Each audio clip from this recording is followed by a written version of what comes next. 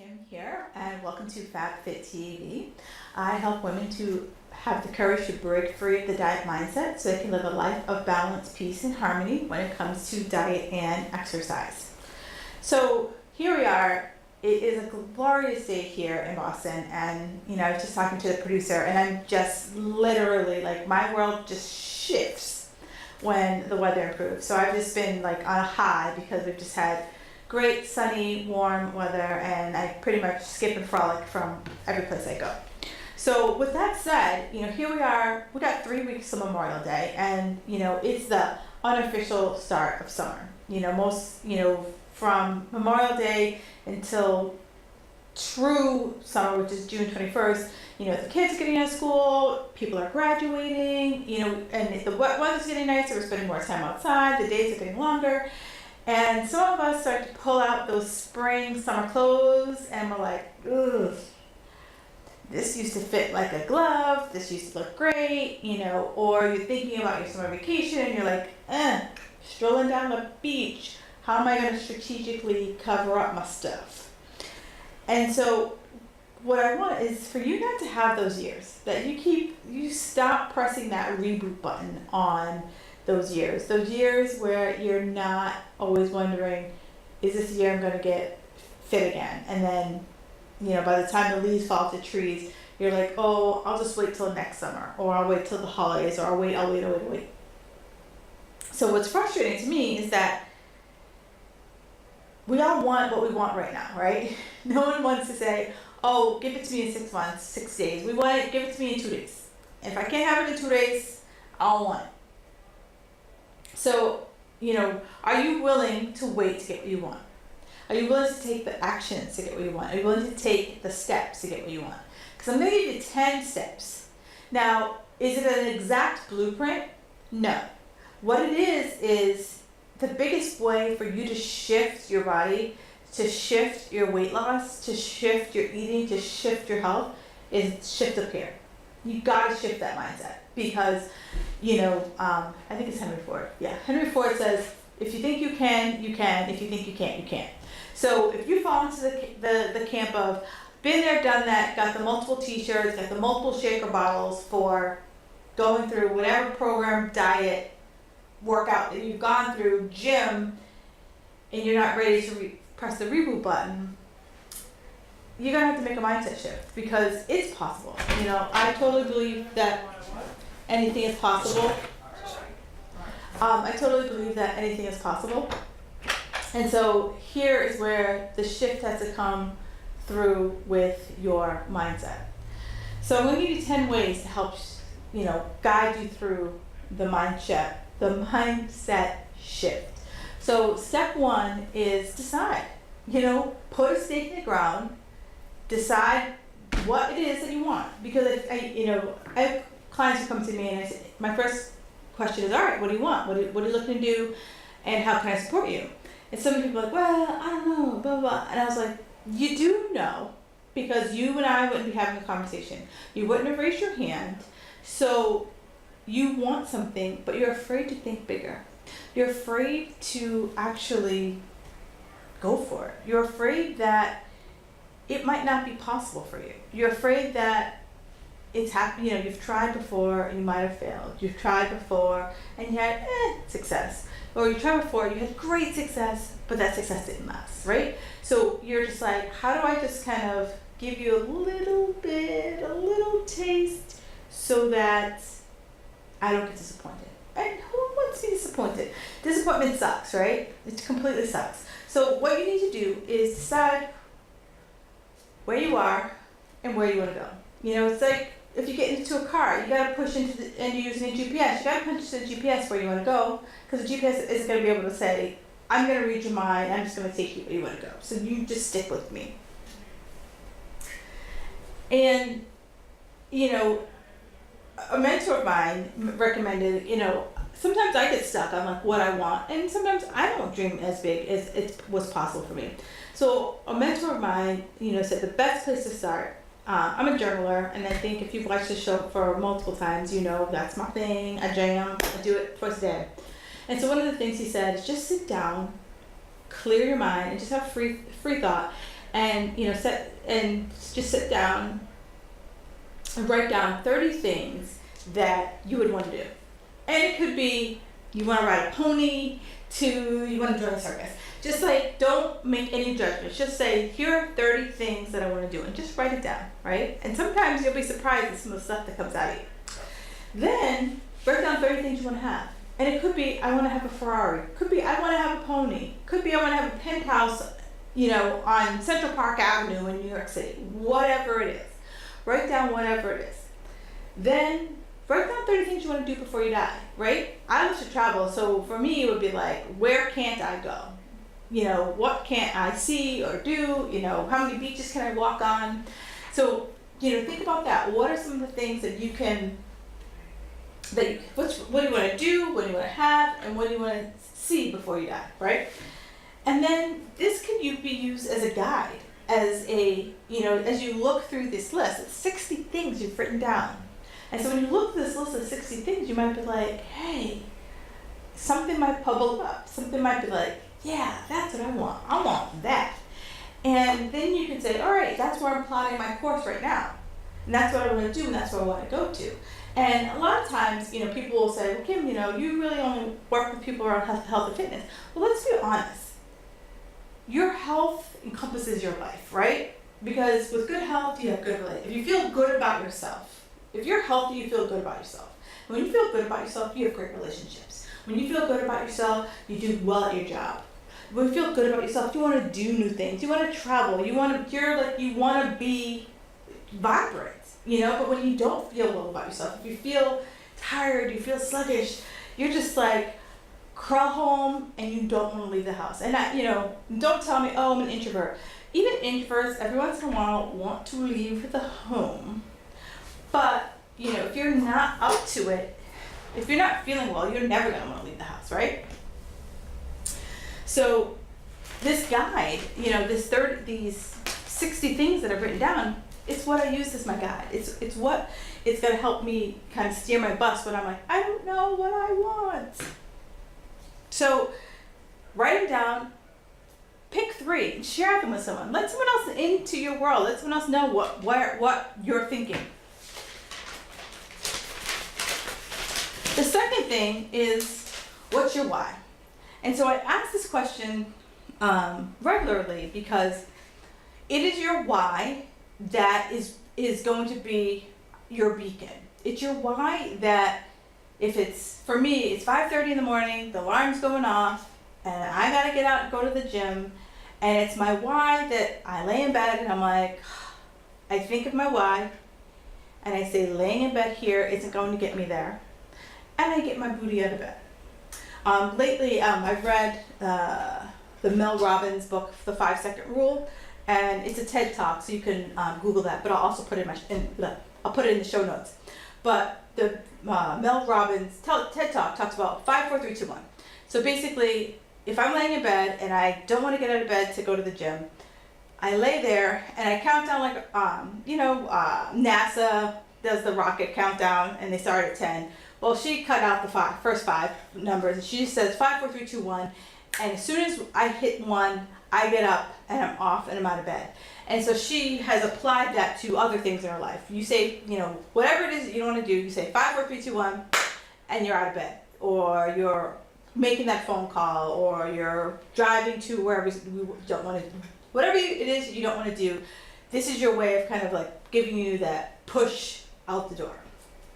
So your why, it's what keeps you going. Your why is what happens when you're just like to feel defeated. Your why is when you're just like, I'm too dead dog tired. Your why is every time that you just don't want to, you flash that why up and you're like, okay, my inaction isn't going to get me to where I want to be. My why is, this is how come I'm doing it. My why is what is my driving force. My why is kind of like that, in the movie Pulp Fiction, and every time they would see the box, they would open it up and it would glow. And that's what your why is. Your why is the glow. So by hitting your goal, this is what gives you the value. This is what says, this is what I'm doing. This is why I want to do it. and you take action. So that's your why has to be that strong anchor, that kind of like it's a magnet and it's pulling you towards its force. The third thing is resiliency. So you have your why, and sometimes it's you have a bad day, or sometimes you have a setback, or sometimes you have a challenge, and it's the resiliency is what's going to keep you moving forward. And trust me, this is life. Like, not every day is going to be, rainbows and glitter. Rainbows and glitter is nice, but not every day is going to be that. So you might have a setback. You might get injured. You might get sick. Your boss might tell you that you have to work late for the next week. Whatever it is, you need to develop that resiliency that says, okay, there is a plan B. Sometimes you even need to go to a plan C, and be able to pull that in. So whenever a challenge comes up, you're able to say, okay, challenge, this sucks, but this is what I'm gonna do. This is how I'm gonna go over it, this is how I'm gonna go around it, how I'm gonna go under it, or just burst right through it. So you are making those decisions. And sometimes, you kind of are in this like spiral that you feel like you can't get out of. And that's when I always say to people, you have to have I always call it like my highlight reel.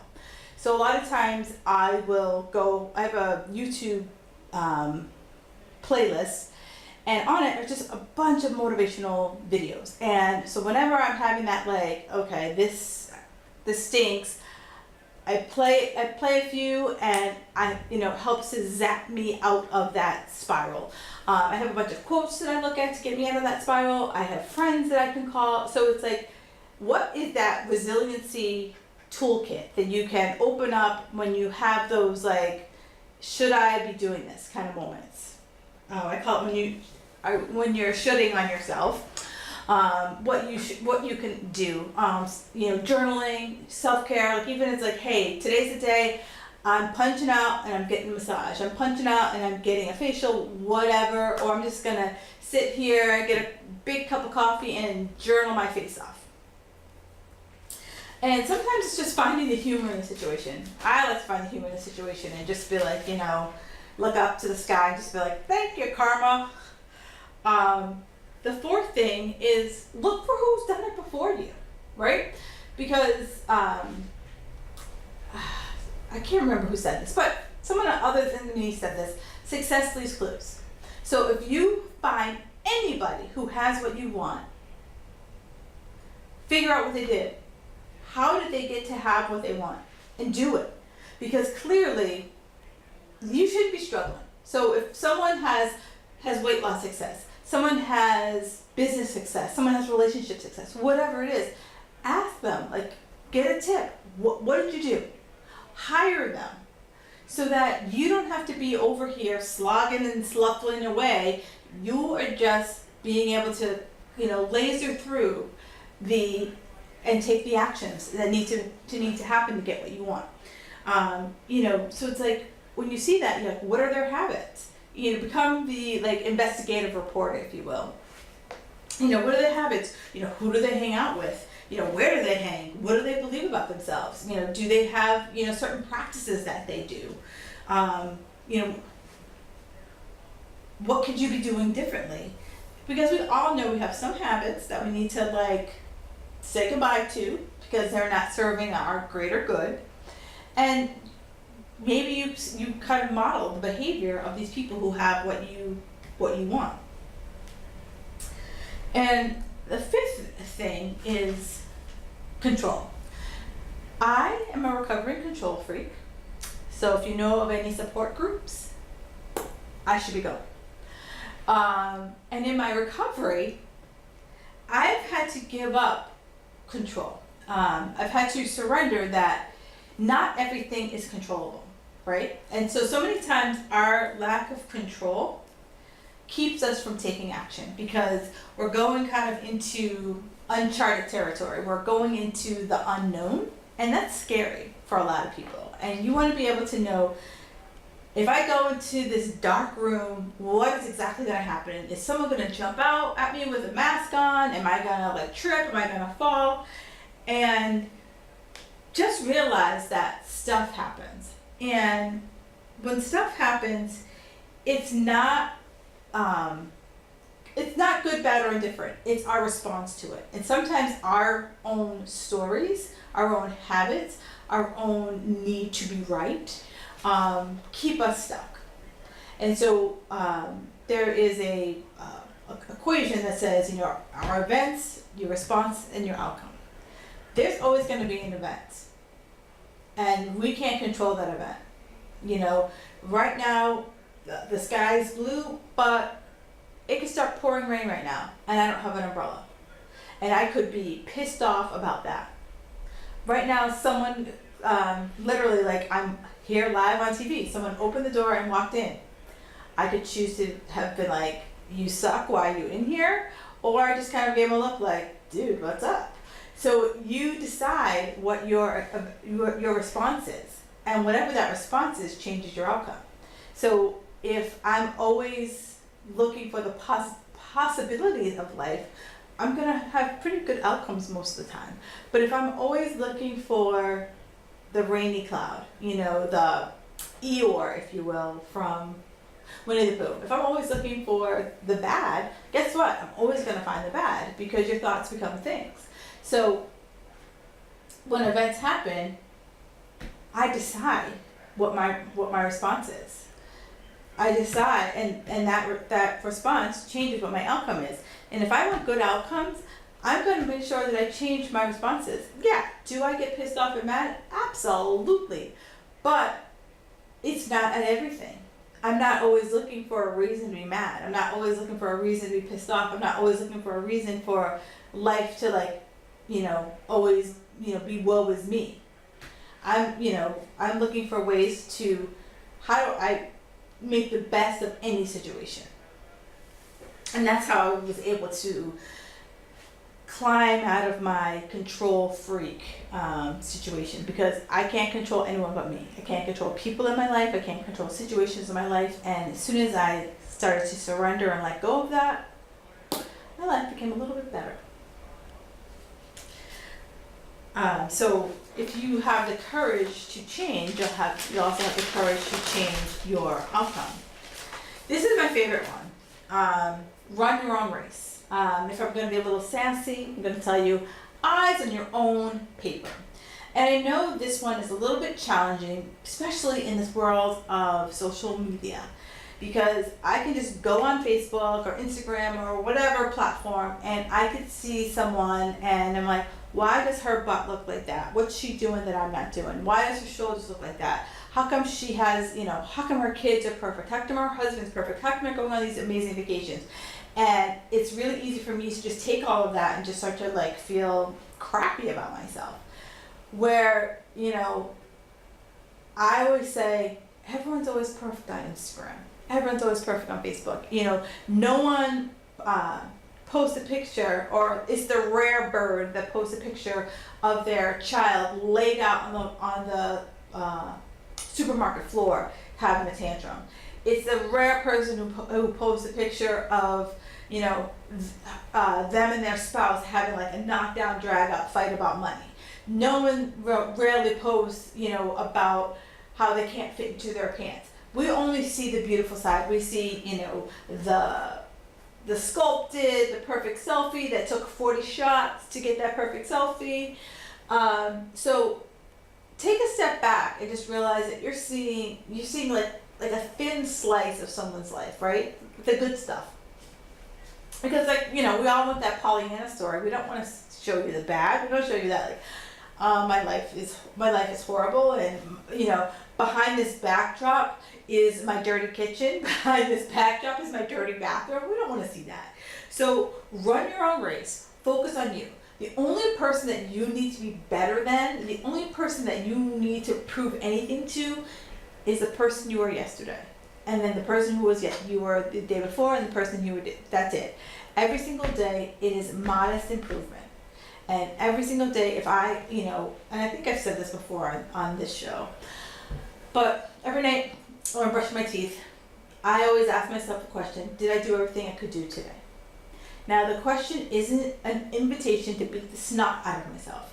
The question is for me to say, what small improvements can I make?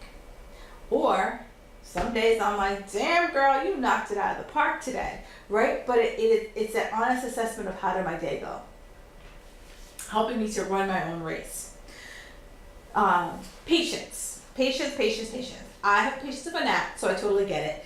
But it's staying positive when changes aren't happening like that. Recently, I said this quote, is that so many of us are expecting our bodies to be Amazon Prime. We expect, here we are, it's Tuesday? Yeah. So if I say right now, I want to lose 400 pounds, and if that's not at my doorstep by 2 days, in 2 days, I'm pissed, right? So your body is not Amazon Prime. It is not going to show up in 2 days. Your body, especially when you want it really bad, it's like a stubborn 2-year-old child, and it's going to dig its heels in, and it's going to slowly give you what you want. But I ask you, slow progress is still progress. And a quote that I say over and over again, because I want things to come at me like lightning fast, right? Weight loss, business, relationships, travel, whatever. I want it to be like, as soon as I think it, I want to just know about it. Like, oh, I got an email saying, oh, I'm going on a trip. Oh, I got an email that says there's millions of dollars in my account. I want it to be that fast. So one of the expressions that I always say to myself when I find myself in this, like, how come it's not happening fast enough? If it's meant for me, it will not pass me by. Then the other thing I say is a delay is not a denial. So those are the two things when I start to get all like hopped up and crazy that I use to like bring me back and ground me. Celebrate your success. No matter how small, celebrate it. You lose a pound, dance party. You lose an ounce, dance party. You gave up soda, dance party. Whatever it is, every little thing, celebrate the heck out of it. Because so many times we're so looking for the things we didn't do. We're looking for the things we failed at. It's rare that we're looking for the things we did right. And when we do them, we're like, oh, I could have done it better. We don't say, I did this, I rocked at it, yay me, right? That's what I'm looking for from you. Just give yourself a yay me. Throw little milestones out there. When I lose 5 pounds, this is what's going to happen. I'm going to get a new pair of workout pants. I'm going to get, download 10 new songs, whatever it is. I'm going to get a massage, get a facial, or treat myself to, a day at a high-end gym, whatever. Just do it. And then find the courage to do things differently, right? I'm guilty of this. For 15 years, I ate the same way. Then I had some hormonal issues, and I had to just literally reverse the curve and start doing things differently. And that was challenging, but I did it. So if you've been doing the same thing over and over again and you're not getting the results you want, change it up, sister girl. Change it up. And lastly, break free from perfection. There's never going to be a perfect time to start. There's never going to be a perfect diet. There's never going to be a perfect workout. There's never going to be anything perfect. Perfection sucks tushy. So when you get into that, it has to be perfect, it has to be this way, shake yourself and go back to your why. Why do you want this? Because that's what your anchor, that's going to ground you. Stop with the comparison, because you're going to look at someone and you're going to think they have, the perfect diet, they have the perfect whatever. Eyes on your own paper, put on your blinders and say, what can you do? What's possible for you right now? Ask for support, right? There is someone who can always help you. There's someone who's been there, done that, and has success. Raise your hand and ask for support. It is not weakness to ask for help, and it's not weakness to ask for support. Because this perfectionist trap, I've seen so many people get stuck in it, and they always are left wondering, why aren't they getting what they want? It's because they're trying to be perfect, and perfection sucks. So break up. Just say no to that. So that's all I got for you guys today. So that's the 10 ways for you guys to stay on track for your summer goals and stop pressing this reboot button over and over again. My next show is going to be on May the 22nd. And I'm going to be talking about, we'll talk about these goals, but how do you actually set goals? And how do you actually stick to them once you've set them? Because I find so many people like set vague goals, like I want to be toned. Well, what's tone? Tone's a soap from the 80s. So how do you set these goals that like are so crystal clear that you have no doubt that you're going to hit them, no choice but to hit them because they're so crystal clear, they're so laid out, it's just such a plan for you. And then how do you go about developing a routine, changing your habits, and just finding ways to just make this a healthy and fit life. So thank you guys so much for tuning in. I'm your host, Kim Barnes Jefferson, and you can find me on Facebook, Kim Jefferson Coach. You can find me on Instagram at Kim Jefferson. And my website is Fab Fit Squad. So if you guys have any questions or comments or would like for me to have a specific topic or anything like that, for sure do me a favor and just shoot me an email or reach out to me on social media. My email address is squadleader@fabfitsquad.com. And I hope you guys have an enjoyable evening and you're able to enjoy this weather. And I will see you again on Tuesday, May 22nd for a goal setting, 27 minutes of goal setting workshop. So have a fabulous evening.